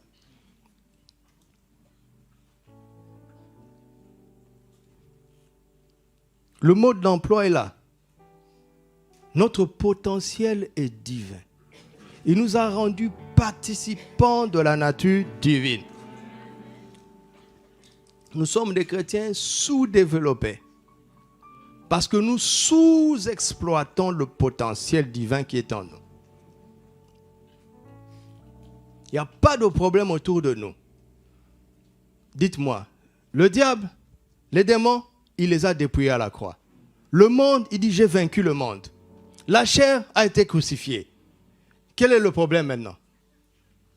L'or et l'argent lui appartiennent. Les maladies, par ces meurtrissures, nous avons été guéris. Les souffrances, il les a portées à la croix. La malédiction, il s'est fait malédiction à notre place. La condamnation, il n'y a plus de condamnation pour nous qui sommes en Christ. Qu'est-ce qui nous reste? Si ce n'est l'ignorance. C'est pour ça qu'il faut regarder le document. Il faut le consulter attentivement. Et comme il est vaste, s'arrêter sur des thèmes, c'est très intéressant. Comme ça, on approfondit les thèmes. Nous avons toute la vie pour ça. Alléluia. Il vaut mieux vivre peu profondément que vivre beaucoup superficiellement partout. Vous comprenez, non? Nous avons tout pleinement en Christ. Pleinement. Tu dois te résoudre à commencer à vivre chaque chose pleinement, et l'une après l'autre pleinement, l'une après l'autre pleinement. Vous voyez, c'est comme maintenant là. J'ai beaucoup de choses à vous dire, mais quand je sens que je dois m'arrêter, je m'arrête. Ça sert à quoi de multiplier les points si je vais le dire superficiellement? Nous avons tout pleinement, mais tout, parfois, c'est beaucoup. Il faut commencer à vivre chaque chose pleinement, l'une après l'autre, l'une après l'autre, l'une après l'autre. Je vous assure que Dieu notre Père est réel. Et la prière, elle fonctionne, mais elle répond à des principes. La prière répond à des principes. C'est pas parce qu'on prie fort, fort, fort, fort que Dieu va répondre. Non, la prière répond à des principes. Et ces principes sont décrits dans la parole. Nous devons donc nous arrêter, regarder chaque principe comme je suis en train de le faire au sujet de l'accord. Pour qu'ensemble, nous puissions amener des choses extraordinaires à se manifester dans cette nation. Alléluia. Quand nous allons persévérer dans la prière d'un même accord, comme nous sommes en train de le faire pendant 40 jours, nous passerons le reste de l'année à récolter des choses. Nous allons récolter des miracles, des âmes vont être gagnées, le Seigneur va ajouter chaque jour à l'église. Mais ça se définit pendant ces 40 jours. C'est pour cela que tu dois prendre ça vraiment au sérieux, prendre ça à cœur. Ça se définit maintenant. Maintenant. Alléluia. Alors, parce que l'ennemi sait que la prière d'accord est tellement redoutable, le temps est fini déjà, il va mettre, j'ai regardé dans la parole de Dieu, 4 grands obstacles. Je vais ouvrir une parenthèse sur comment on les appelle maintenant? Les chat GPT, là, comment on les appelle? L'intelligence artificielle. Je me suis amusé hier à mettre mon titre chez ChatGPT. Il m'a généré un résumé. Ah oui. J'ai introduit les obstacles à la prière. ChatGPT m'a généré des choses. Des distractions, et tout ça. Mais moi, je ne veux pas vous parler des distractions. Et quand tu analyses ce qu'il a dit, c'est cohérent. Et c'est là où j'ai vu la ruse. C'est vraiment symptomatique de l'arbre de la connaissance du bien et du mal.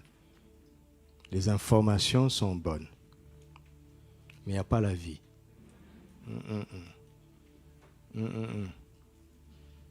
Un robot ne peut pas engendrer la vie. Lui-même, il n'est pas vivant.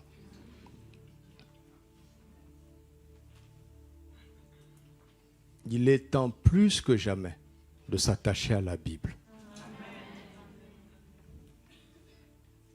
Je vous dis, si j'avais pris les points de ChatGPT, vous seriez content.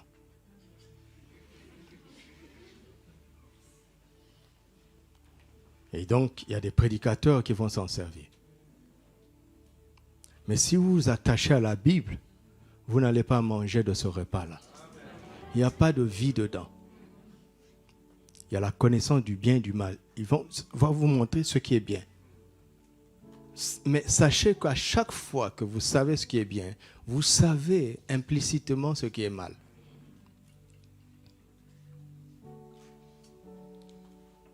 Dieu avait destiné l'homme à manger de l'arbre de la vie.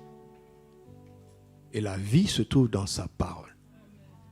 Ne laissez pas un robot raisonner à votre place. C'est vraiment la pire d'insulte qu'un robot pense à ma place et qu'un robot me dise ce que je dois faire. C'est la pire des insultes. Ah oui, il y a les algorithmes derrière. Ce sont les hommes qui les ont conçus. Mais c'est un robot qui me l'a dit. Donc, je vous rassure, mes 4 obstacles ne viennent pas de l'intelligence artificielle, mais elles viennent de l'intelligence spirituelle, de l'esprit de sagesse, l'esprit d'intelligence, l'esprit de conseil, l'esprit de force, l'esprit de connaissance et de crainte de l'Éternel, le Saint-Esprit qui est venu sur la terre pour glorifier Jésus. Il a déjà tout dit. Il les a inscrits dans sa parole. J'ai regardé dans la parole de Dieu, j'ai vu 4 grands obstacles à la prière d'accord. Il y a des choses qui existent déjà, que l'ennemi a mis en place pour empêcher l'Église, le peuple de Dieu, à entrer dans la dimension redoutable de la prière d'accord. Elle est redoutable. Je vous assure qu'elle est redoutable. Et en le pratiquant, ce qui s'est passé en acte 2 et en acte 4 et en acte 13, nous n'avons pas le droit de ne pas le vivre. C'est à nous aussi, oui ou non? Il n'était pas meilleur que nous. Nous aussi, nous devons le vivre. Alléluia. Amen.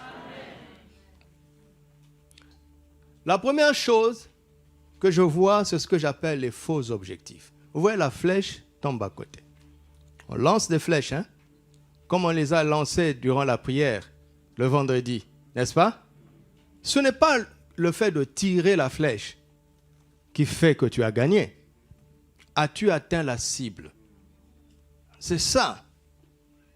Et ces faux objectifs sont naturellement inspirés par la chair. Lorsque notre objectif, quand nous persévérons ensemble dans la prière et que nous sommes d'accord sur un but qui est inspiré par la chair, nous passons à côté. Vous comprenez? Parce que notre cible n'est pas la cible de Dieu notre Père. Et nous voulons que le Père mette à notre service sa toute-puissance, mais pour atteindre nos cibles à nous. Ça n'a pas de sens. Le Saint-Esprit ne sera jamais au service de nos caprices. Jamais. Les faux objectifs. Vous voyez, c'est comme si l'ennemi va encourager l'Église à être d'accord. Il ne s'oppose pas, hein? Mais il va pousser l'Église à être tous d'un commun accord, en persévérant, mais autour de faux objectifs. Ça, ChatGPT ne peut pas vous le dire. Mais comme il va absorber mon message, parce que tout ce qui est sur l'Internet est récupéré, il va absorber et nourrir son algorithme. Les faux objectifs. Nous serons d'accord pourquoi? D'accord, oui. Ah oui, l'église commence à être unie. Je suis content. Ah oui, tu es content, pasteur? Oui. Mais l'église est unie autour de quoi?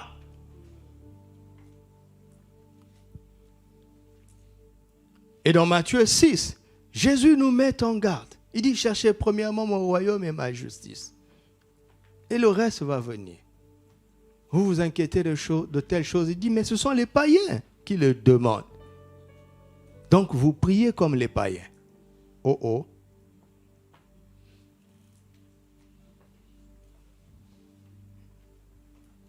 Ça, c'est le premier obstacle. Le deuxième obstacle, ce sont les faux murs.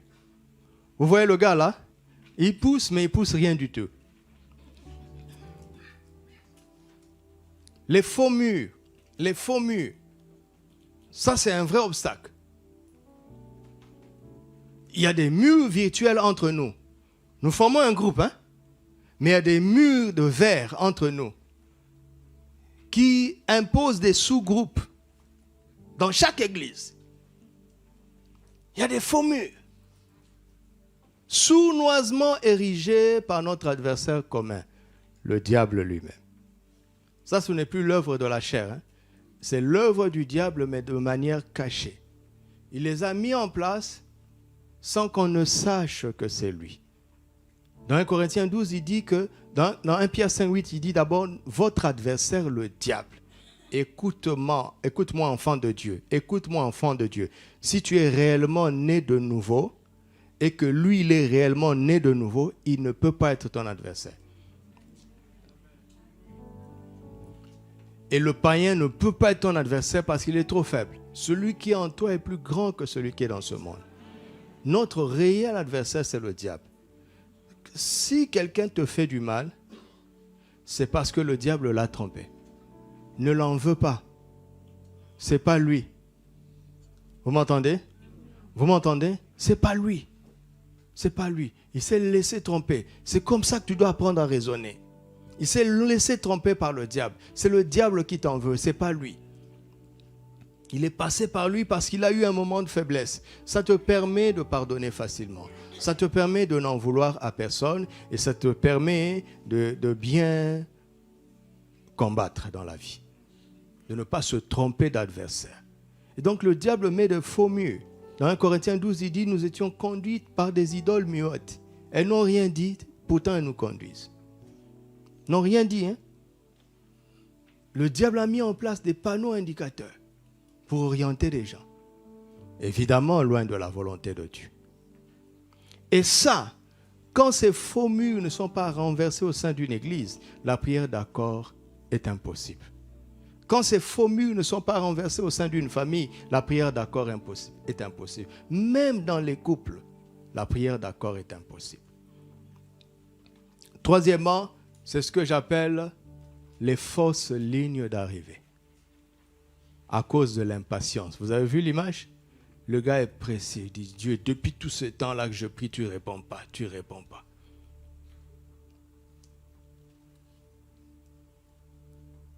Parce que quand tu pries, tu t'étais déjà dit, tu as fait un film.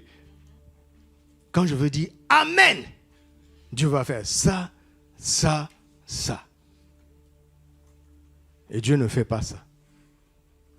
Parce que Dieu n'avait pas prévu que ça se passerait comme ça. Tu es en train d'avancer, mais tu n'es pas arrivé. La ligne d'arrivée que tu avais déterminée, elle n'est pas bonne. Tu as l'impression que Dieu n'a pas répondu. Si Dieu a écouté, tu possèdes déjà. Alors, persévère jusqu'à la manifestation. Parce que ça te fait avancer plus loin que tu n'aurais pu t'arrêter toi-même. Vous m'entendez? Et quand Jésus a enseigné sur la prière, il y a très peu de passages où Jésus a promis que la réponse sera instantanée. Vous allez me dire, Jésus a dit, demandez, vous recevrez. Est-ce qu'il a dit, vous recevrez instantanément? Il n'a pas dit ça. Mais nous avons envie d'entendre ça comme ça. Vous me suivez toujours? Est-ce que vous me suivez toujours? Demandez, vous recevrez ne veut pas dire demander et vous recevrez instantanément. Il a dit, ils imposeront les mains aux malades et ils seront guéris.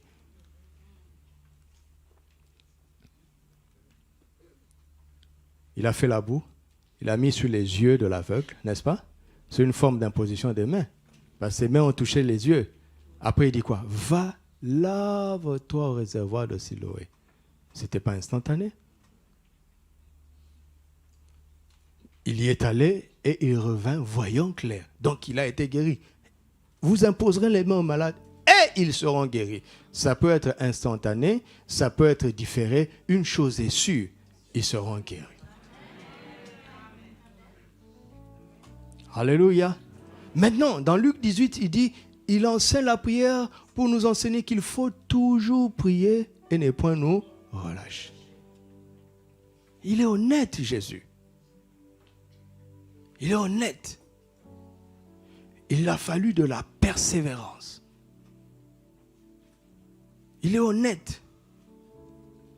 Dans Luc 11, il dit, si un ami, l'un d'entre vous un ami, il reçoit des amis la nuit, il lui manque du pain, il va demander à un autre ami. Le gars ne répond pas d'abord, n'est-ce pas? Il dit, mais tu me déranges, je dors, mes enfants dorment. Ça, ce n'est pas instantané. Mais l'autre insiste, il dit, il répondra à cause de son importunité. Donc Jésus est honnête. Il dit, quand vous demandez quelque chose, continuez, insistez, persévérez, importunez même. Il nous a donné le droit d'importuner papa. Ne vous relâchez pas. Car c'est par la foi et la persévérance qu'on hérite les promesses. Mais la génération d'aujourd'hui ne veut pas de persévérance. Tout est spontané, tout est micro-ondes. Mets un clic et puis ça sort. Je le regarde, je dis, mais ton diplôme n'est pas sorti comme ça. N'est-ce pas? Tu es allé à l'école, non? Ton salaire n'est pas sorti comme ça. Si tu continues comme ça, tu vas te faire avoir par les arnaqueurs. Tu vas faire la loterie. Donne 1000, tu gagneras 1 million. Et puis, on sort l'auto. Voici l'heureux gagnant. Il a vraiment gagné 1 million. On lui a vraiment donné le chèque d'1 million. Mais posez-vous la question, combien avait joué comme lui? Combien? 10 millions de personnes ont mis 10 euros. Ça fait combien? 100 millions que le loto a absorbé. Un seul a gagné 1 million. On lui a donné. Il y a combien de perdants? Et quelqu'un dit, j'ai la foi. Prochainement, ce sera mon tour. Tu es insensé.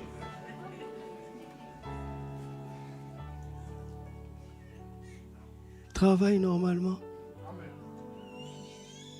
Travaille patiemment. Ils ont modifié les graines, les OGM, pour que ça pousse plus vite. Ça crée des maladies. Ils ont modifié les animaux pour qu'en 3 semaines, le poulet soit... pour que tu le manges. Ça crée des maladies. C'est l'impatience. Ça ne cause que des problèmes.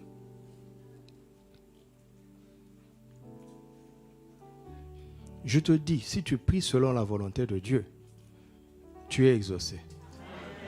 C'est le temps de manifestation qui peut être différé. Alors, pendant que tu persévères, Dieu est en train de te façonner. Il est en train de t'apprendre quelque chose. Ça, on verra ça plus tard. Ne te donne pas de fausses lignes d'arrivée. Tu m'entends? Est-ce que tu m'entends? Et quatrièmement, c'est l'immaturité. L'immaturité, mes amis.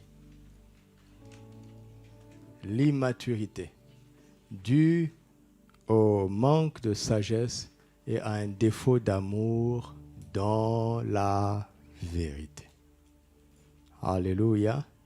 Je veux m'arrêter ici et j'expliquerai, je détaillerai ces points-là plus tard.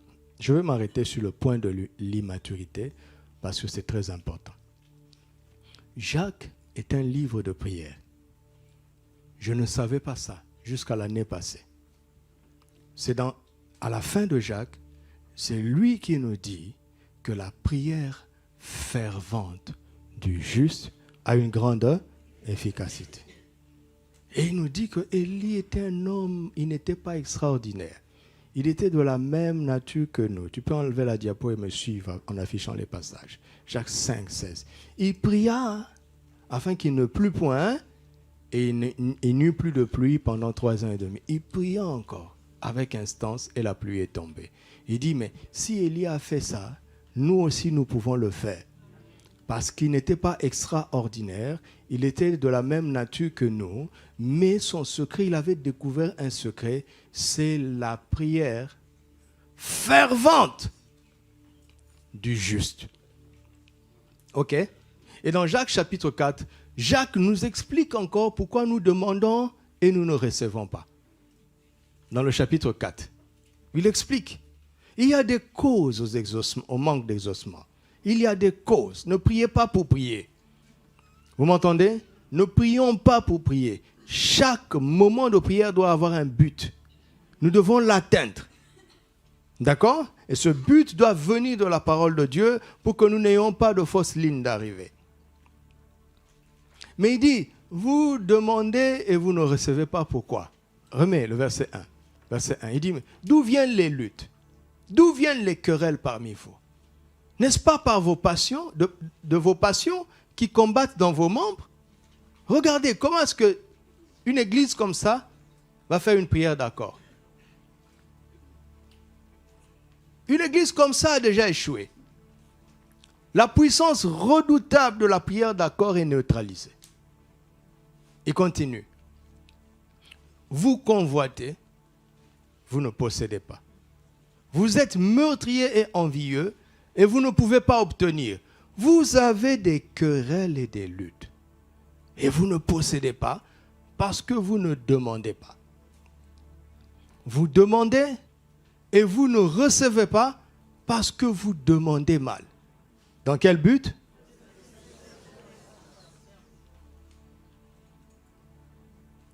Ça, ce n'est pas un texte à prêcher.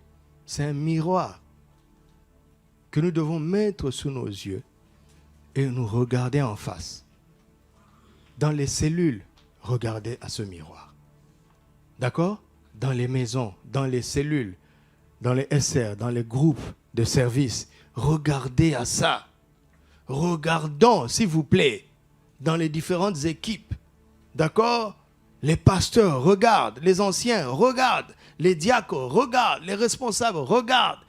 Regardons à ça, s'il vous plaît. Regardons.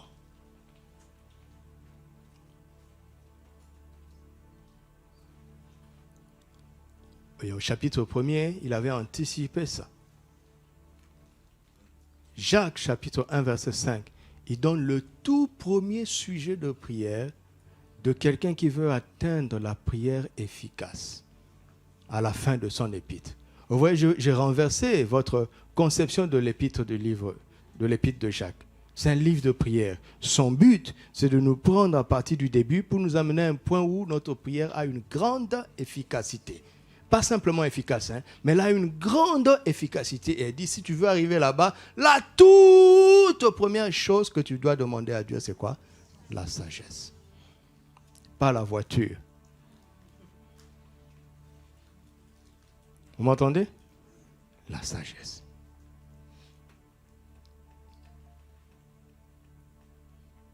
Parce que la sagesse, c'est la grâce de la maturité.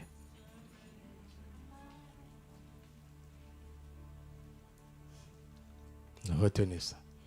Deuxièmement, l'ancien Jean, dans 2 Jean 1 et dans 3 Jean 1, il dit quelque chose qui passe rapidement. Il dit aux gens qui l'aiment dans la vérité. Ce n'est pas simplement qu'il les aime, mais il les aime comment? Dans la vérité. C'est-à-dire son amour était dans la vérité. Pourquoi tu es ami à l'un plutôt qu'à l'autre? Dans l'église, on ne doit pas avoir un chrétien préféré. Je me sens plus proche de l'un plutôt que de l'autre, surtout les sœurs là. Et les frères aussi. C'est un amour sentimental. Il n'est pas dans la vérité. Il est dans nos émotions. Donc, la sagesse et l'amour dans la vérité va faire qu'il y aura de la maturité au milieu de nous. Et nous pouvons donc nous prévaloir de Matthieu 18. D'accord? Je vais terminer. Remets-moi Matthieu 18. Le fameux Matthieu 18 que nous aimons, il commence au verset 15. Regardons le verset 15. Si ton frère a péché, tu fais quoi? Va, rapporte-le à l'autre. Frère, je veux vraiment qu'on s'accorde dans la prière. Parce que ce que j'ai appris du frère Doudou là, vraiment, ça me fait tellement mal. On va faire en sorte que le diable vraiment ne continue pas de le tromper. C'est vrai, hein? Qu'est-ce qui est arrivé au frère Doudou? Non, il faut qu'on prie d'abord, il faut qu'on prie. Ah oui, on va prier.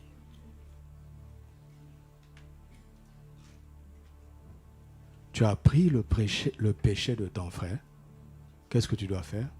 La première personne à qui tu dois parler, c'est qui? C'est lui-même. Tu m'entends? Tu n'as pas le droit d'en parler à quelqu'un d'autre si tu ne lui as pas parlé.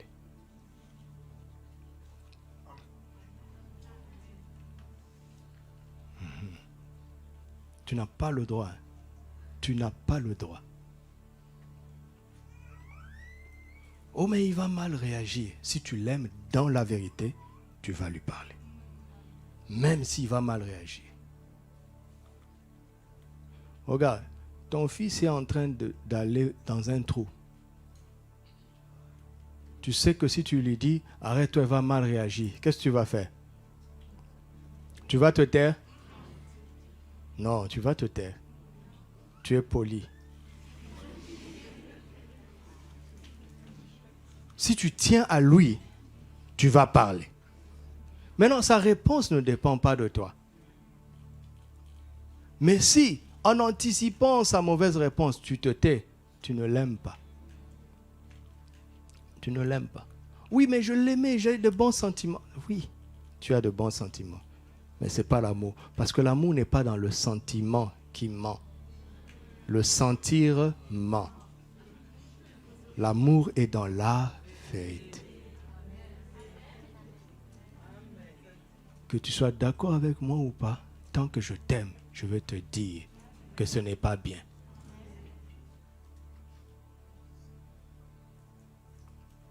La première personne à qui tu parles, c'est qui? Le concerné. Pourquoi? Réfléchis un peu. Pourquoi tout le monde n'est pas au courant? Seulement toi. Cela veut dire que Dieu t'a fait confiance. Non? Alors, si ton frère a péché, va faire quoi? Supplie-le. Flatte-le. Fais quoi? Il dit non, mais je ne suis pas son chef, tu es son frère. Reprends-le, ne le flatte pas. Dis-lui, frère, ce n'est pas bien. Il n'a pas dit juge-le. D'accord? Mais tu dois lui montrer que ce n'est pas bien. Ne le flatte pas, ne le caresse pas dans le sens du poil. Dis-lui que ce n'est pas bien. La parole de Dieu nous dit de ne pas vivre comme ça. Entre toi et lui, seul. Je suis en train de vous préparer à une prière efficace là. Imagine, on va prier pour le tabernacle. Je dis, on va être d'accord. Mais toi, tu es conscient du péché d'un frère. Tu n'as pas fait ça. On a échoué. On a échoué.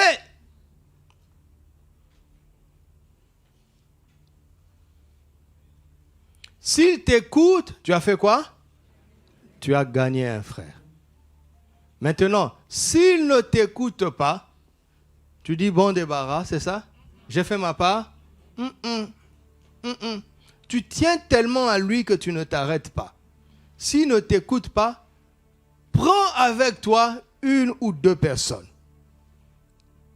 afin que toute l'affaire se règle sur la déclaration de 2 ou 3 témoins. Et moi, je précise que dans ce cas-là, il faut prendre 2 ou 3 personnes qui ont un peu plus d'autorité sur lui et qui sont crédibles dans cette question-là. Mais c'est pour l'entourer, c'est pour le sauver, c'est pour le gagner. S'il refuse, malheureusement, ça peut arriver. Oui, Jésus utilise tous les cas, mais on n'est pas obligé d'arriver ici. On n'est pas obligé d'arriver ici. Si, il dit si. Il n'a pas dit quand il va refuser, il dit si. On n'est pas obligé. S'il refuse de les écouter, dis-le à l'Église.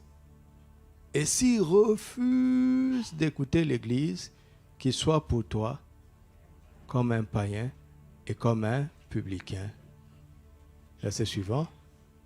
Je vous dis en vérité tout ce que. Maintenant dans le vous là, ceux qui lisent, ce frère-là ne fait plus partie.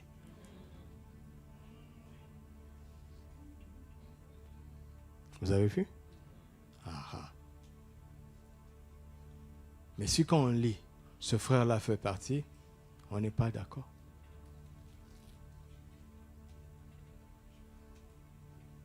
On n'est pas d'accord. Mais il faut de la maturité pour vivre ça.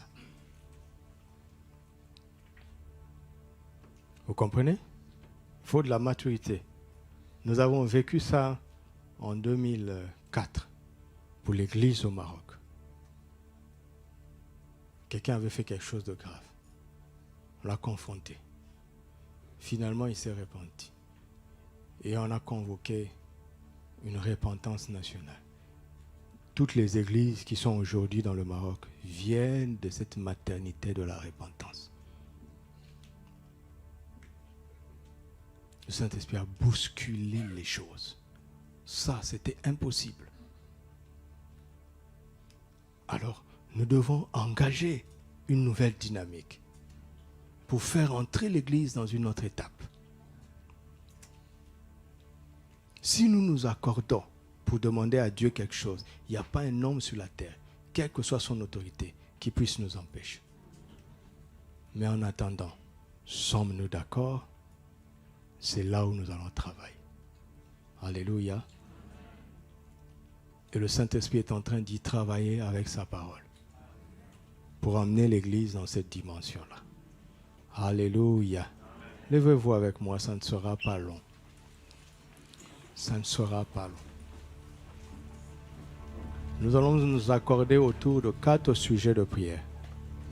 Simplement, ça ne sera pas long. Je les donnerai et nous élèverons ensemble la voix et nous prierons. Pour vaincre le premier obstacle, nous devons nous accorder tous autour de la volonté de Dieu. Vous m'entendez?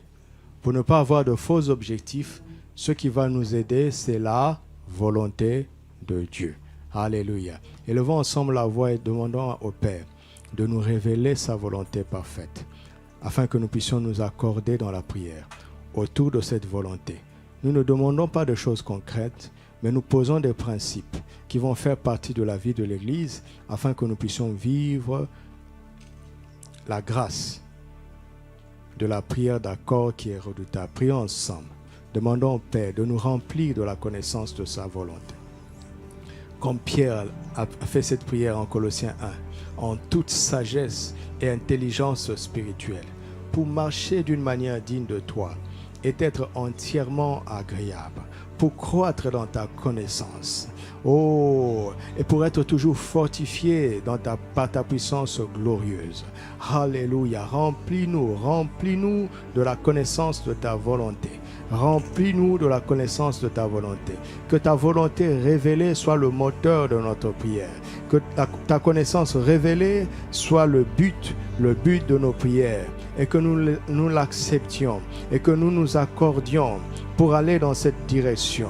Nous refusons de nous donner de faux objectifs dans la prière d'accord, mais nous choisissons d'embrasser ta volonté, ton royaume et ta justice. Voilà ce que nous voulons. Tu as dit lorsque vous priez, dites Père, tu es aux cieux, que ton nom soit sanctifié, que ton règne vienne, que ta volonté soit faite sur la terre comme au ciel. Et dans le cadre de cette volonté, nous pouvons donc présenter nos besoins. Donne-nous de nous accorder au Père autour de ta volonté, autour de ton règne, autour de ta justice et de la gloire de ton nom. Au nom de Jésus. Alléluia. Nous allons demander au Père encore de renverser ces faux murs qu'il y a au milieu de nous. Les séparations de génération. En Christ, il n'y a plus ni juif ni grec. Il n'y a plus ni homme ni femme. Vous voyez dans ce texte, c'est vraiment révolutionnaire. On a cité les femmes. Le Saint-Esprit valorise les femmes. Quand il est là, celles qui n'avaient pas d'existence légale retrouvent de l'importance, car elles comptent autant que les hommes. Il valorise les jeunes autant que les vieux. Il valorise les plus âgés autant que les moins âgés. Il y a des murs comme ça. Des murs ethniques tombent. Des murs de race tombent. Des murs de religion tombent. Des murs de tradition tombent. Des murs de genre, de génération tombent au nom de Jésus. Prions pour cela maintenant. Que ces murs soient renversés. Que ces murs soient renversés. Nous savons que c'est l'ennemi qui est derrière cela. Toi, tu ne sépares pas tes enfants. Tu ne sépares pas tes enfants au Père. Nous savons que c'est l'ennemi qui est derrière cela. Alors nous nous accordons pour que ces murs puissent tomber au milieu de nous, afin que nous soyons un tout, un seul peuple, un seul groupe, pour être tous d'un commun accord, qu'il n'y ait pas de sous-groupe au milieu de nous, qu'il n'y ait pas de clan, qu'il n'y ait pas de secte au milieu de nous, qu'il n'y ait pas de préférence au milieu de nous. Seigneur, qu'il n'y ait pas certains qui soient marginalisés par rapport aux autres. En Christ, ces murs tombent. Dans le nom de Jésus, nous te remercions, nous te bénissons, parce que tu nous exauces. Nous avons prié selon ta volonté. Alléluia. Nous allons prier pour que le Père fasse de nous une église remplie de sagesse et d'amour dans la vérité. Que ceux qui sont immatures au milieu de nous soient bien pris en charge par ceux qui sont plus mûrs. Et que la croissance soit vraiment quelque chose que nous vivons de manière réelle, de manière effective au milieu de nous. C'est notre dernier sujet de prière. Prions pour cela au nom de Jésus. Nous te rendons grâce. Nous te rendons grâce. Que la grâce de la maturité se répande au milieu de nous. Accorde-nous la sagesse dont nous avons besoin. Donne-nous de vivre, de nous aimer dans la vérité, les uns les autres, dans la vérité, dans la vérité. Nous en avons besoin, nous en avons besoin. Nous en avons besoin. Nous en avons besoin. Donne-nous d'être spirituels et de ne pas être charnels. Je t'en prie au nom de Jésus. Je t'en prie au nom de Jésus. Merci pour la sagesse.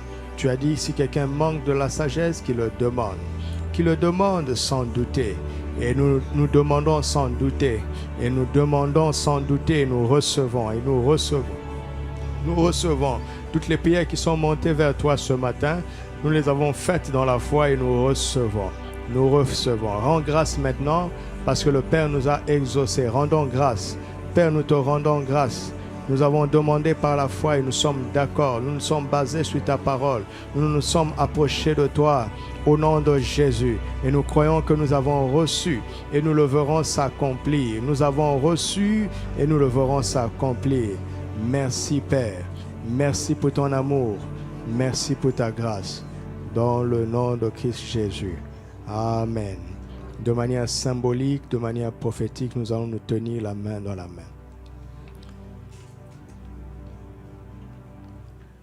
Père, c'est un signe que nous posons pour dire à notre adversaire que nous sommes unis autour du nom de Jésus et qu'il n'a pas de place au milieu de nous, d'aucune manière que ce soit, même pas dans les pensées.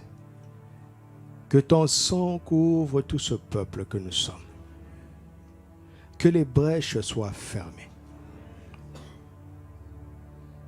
Que l'unité soit vécue de manière concrète, de manière réelle. Et que une nouvelle ère commence dans ton Église, dans cette nation. Je ne parle pas de cette assemblée. Je parle de ton corps dans cette nation.